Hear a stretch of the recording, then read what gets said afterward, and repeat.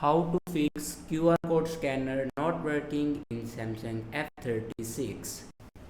So let's start the video. First of all, open settings.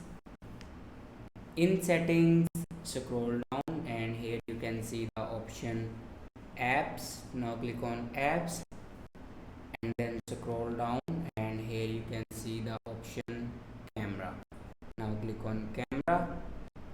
Now here you can force stop your camera. Now click on force stop and then click on OK.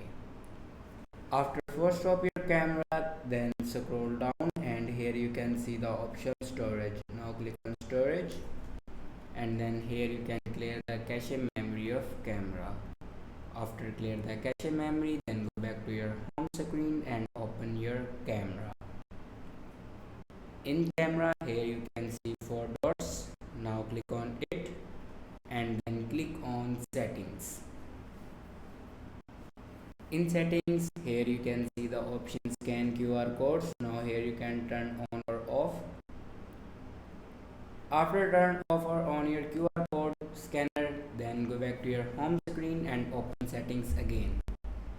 In settings, scroll down and here you can see the option software update. Now click on it and now here you can check your latest version will be updated or not.